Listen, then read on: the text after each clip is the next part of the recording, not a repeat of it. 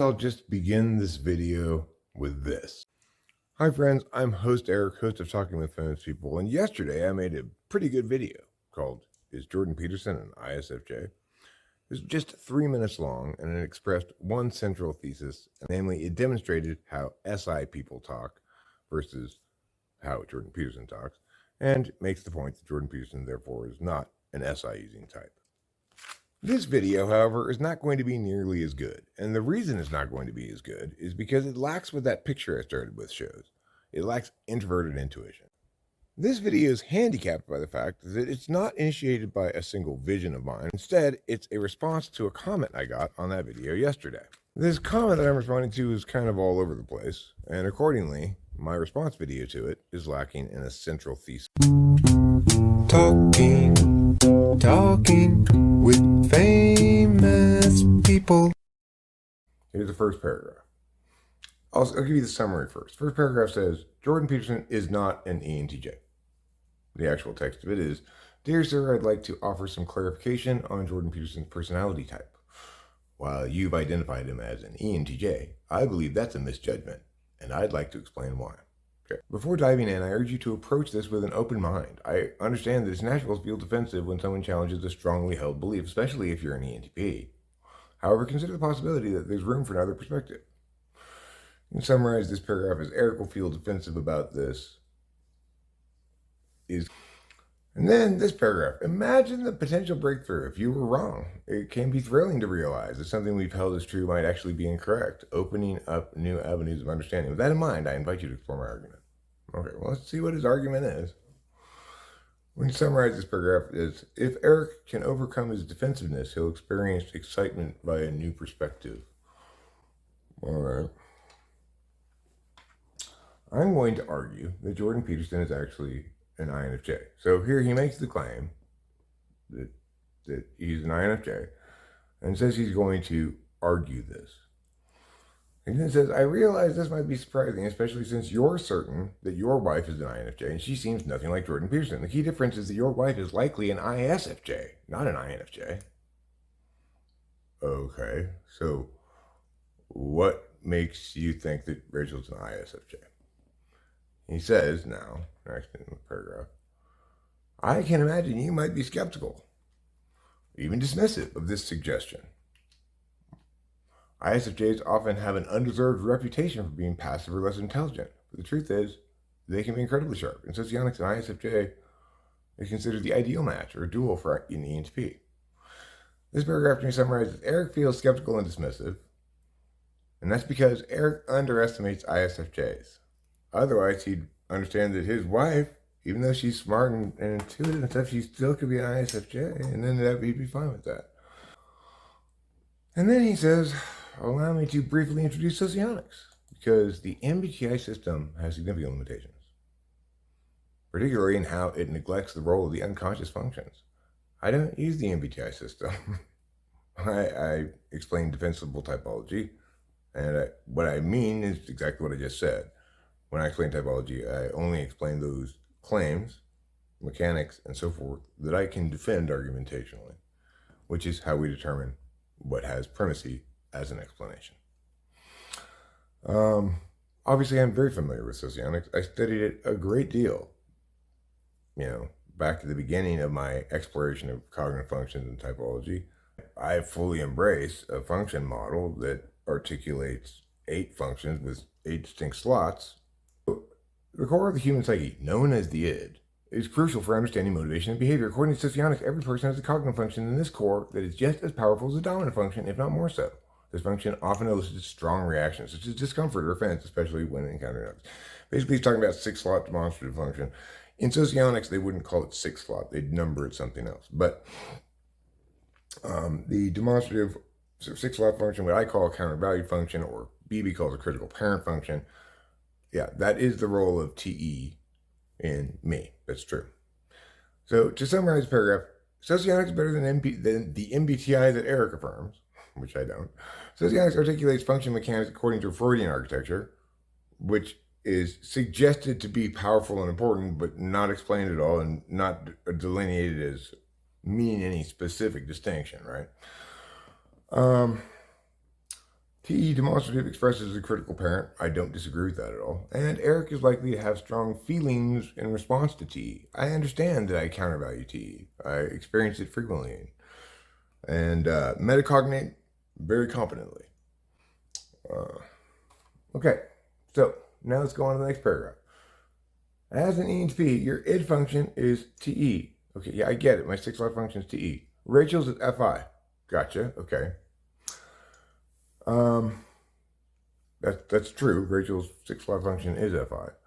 Jordan Peterson, he says, as an INFJ, also has FI in his id.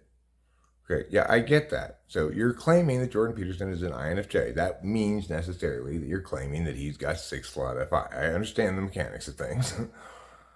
Now, why? What is the powerful argument you have to substantiate your claim? Well, it is as follows. Jordan Peterson's disdain for what he perceives as the negative manifestations of FI, such as the behavior of some social justice warriors, is a direct expression of this.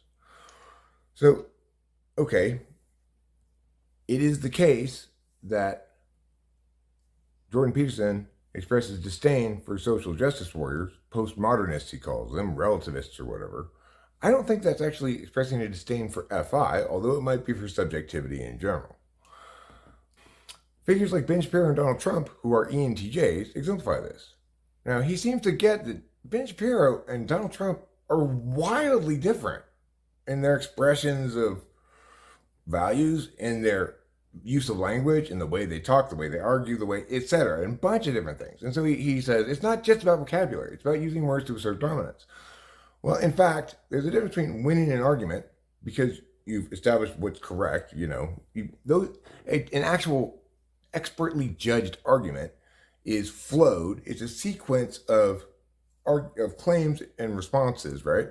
And it can be objectively determined who's the winner of the argument. In other words, which position is correct based on the action that ensued in this debate, okay?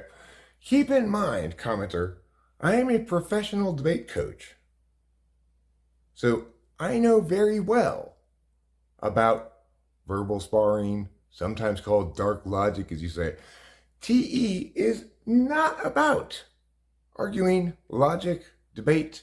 It's not about that at all. It's about ordinating steps, an ordinated process of attaining goals. If your goal is to win an argument, I've seen plenty of TE people become excellent debaters. I've coached excellent ENTJ debater. I had an assistant coach who is currently one of the best coaches in the country, Scott Wheeler, coach of the Peninsula. He was my former assistant coach. He's an ESTJ. He's an amazing debater. But the thing is, I actually understand what it means to be TE, Dom, or whatever. I have meaningful terms, I have meaningful expressions of what those things mean. I don't want to go into it all right now, because obviously what's most important here is to show you that you're not making meaningful distinctions. What you're trying to do is say TE equals good arguing because it interfaces, right? It uses logic to navigate and climb social hierarchies. Schmoozing is not logic. Ben Shapiro and Donald Trump are obviously different types, whatever else you might think about them. But you just ignore that and say their vastly different approaches towards language doesn't mean anything in terms of their type. You say TI equals universal truth, but you don't get that means we're looking to logical consistency and the correctness of the claims and the correct use of language as the only thing that can be validated independently by everybody as an external objective piece of data against a standard that's the same for everybody, namely consistency, logic, stuff like that. TI stuff, right? Correctness. And then you go into the next paragraph, you say, ENTPs like yourself often find TE users who are typically authority figures frustrating. These figures often rise in society not through pure productivity, but by mastering the art of verbal combat. It's not true at all. That's why TE users often hold positions of power such as lawyers and politicians. Yes, it is true that TE users often become lawyers and politicians, even though they're not really qualified to be those things. And they tend to be more financially successful. That is also true. But as an ENTP, you have the intellectual tool to challenge and even surpass them. No shit, Sherlock. I mean, I'm a tsunami and they're in a little wooden boat. The thing is, you then say, I could delve deeper into these dynamics, but for now, I hope this provides a fresh perspective on both Jordan Peterson's type and the broader implications of the cognitive figures. It does not. I can tell you that absolutely. I have seen this kind of like catastrophic failure to use language meaningfully on many occasions before. Let me start by pointing out the obvious. I made a video that articulated specific reasons why Jordan Peterson is not an ISFJ. Namely, it explained that if he were in fact SIFE, he would argue in the following SIFE fashion. It would sound something like this. So, you didn't seem to pick up on the difference between SI and NI. You say that Rachel's an ISFJ, but she doesn't talk like that. She doesn't tell SI-style stories like I do, or like any SFJ would. Like this one time, for example, I was over at Jenny's house. You know Jenny, Bobby's wife. Anyway, she just got these new dishes, and I was looking at them. They were over by the corner there, by the fridge there. That's an SI-style story. It's a bunch of details about your own personal experience. When I'm typing people who have SI front stack, it is very easy to get that kind of detailed personal experience. In other words, just rolling back the playback of the actual specifics of your own life and its particulars, even though they might be boring to anybody else. Rachel is clearly not communicating in that fashion. Now, I would point out that you probably don't understand that NI and SI are two ways of knowing, which I don't want to justify and explain right now, right? That's not the purpose of this video. The purpose of this video is to remind you that when you're commenting on my video, number one, respond to something I said in the video, maybe. Number two, except I guess you did in that you responded to the fact that I said he was an ENTJ instead. Number two, when you say that you're going to argue that Jordan Peterson is an INFJ, then you spend the entire massive comment mostly offering commentary on me and my emotions and the reasons why I might not respond well to this, right? You made exactly one relevant point that actually could even dream of being an attempt to substantiate the claim that Jordan Peterson is an INFJ. And that point was that Jordan Peterson doesn't like wokeists. Okay, well, it is true perhaps that identity politics people and the kind of postmodernists that Jordan Peterson doesn't like are often those who are making arguments in favor of the primacy of subjectivism over empirics, for example. That doesn't make him FI countervalued, because there's more than one way to be subjective. Yes, you can pursue your own personal interests. That's the FI kind of subjective. But SI is a subjective way of knowing as well, knowing from your own experience. I experienced being a woman, so I am one, right? It's an SI kind of subjectivity. It's not an FI kind of subjectivity. Regardless, just because you can articulate a specific instance of Jordan Peterson countervaluing something that you see as linking to this function or that is not adequate justification to make the claim that he's an INFJ. I mean, even if you were correct that he were FI6, all you would have substantiated is that he's either an INFJ or an ISFJ. And yet you put this entire comment here, which you've introduced under the pretense that you're going to argue and convince me that Jordan Peterson is an INFJ. You've defined none of the relevant terms. Yes, TE people interface with systems well, and accordingly, they're going to attain good outcomes for themselves, or outcomes that might validate according to society as a whole. Okay? Good for them. It's not because they're good at winning arguments, it's because they're good at working the system, using a set of ordinated steps to get from point A to point B. Okay? And people can interface with social systems, namely schmoozing, getting the right people, networking properly. Neither of those things is winning an argument or verbal sparring at all. What this is an explication of all the reasons your comment here is wrong and what's wrong with typology. People like you popping up like you know what you're talking about when you clearly don't even know that I'm very well versed with socionics. And this is why I have dispatched of it, because it doesn't make meaningful distinctions and define its terms or understand even what it's doing. There's no framework, there's no criterion. It doesn't know how to build a case. I, of course, do know how to build a case because I'm a professional debate coach. Note, most importantly, my feelings are not relevant to any of this. I don't feel defensive. I just feel like, oh my God. It's not the case that I'm not agreeing with you because I can't overcome my defensiveness or because I'm not open enough to your new idea. It's not a new idea to me. I've spent years hearing people spew Socionics word salad to no good effect. I studied it intensively myself. Rachel's an ISFJ because ISFJs aren't that dumb. What? He provides not a single reason why she actually is an ISFJ. Just saying that the reason I don't think she's an ISFJ is because I underestimate ISFJs.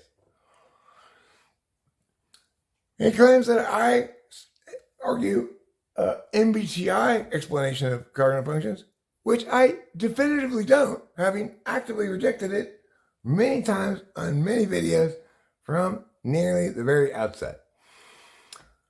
He articulates that socionics has a Freudian architecture, but doesn't explain why or how that's the core of the psyche that's crucial for understanding motivation and behavior, anything about the mechanics of such, or why this metaphor should play such a huge role in understanding functions, when it doesn't even explain human consciousness in a way that we any longer provide any validity to because it hasn't sustained any scrutiny. It's just metaphorical nonsense, right? He then explains demonstrative TE in order to explain to me about my feelings, right? That I'm not going to like this because I don't like TE users. Well, here's news for you. I don't like Jordan Peterson either. Does that make him a TE user? Anyway, according to you, he's TE polar. So hopefully you have learned something from this, okay? It is the case maybe that I don't like TE. I'm not worried about failing to challenge them. Obviously, I'll kick their ass in any kind of argumentational exchange because, as you see here, I'm extremely good at doing this very precise and difficult science correctly and insightfully and profoundly well, you know? You are absolutely terrible at it. So attentional manners are definitively the best and only way to correctly explain human consciousness and the human experience across time. It's not comprehensive of all human experience exactly, but every human experience can be informed by this frame of reference.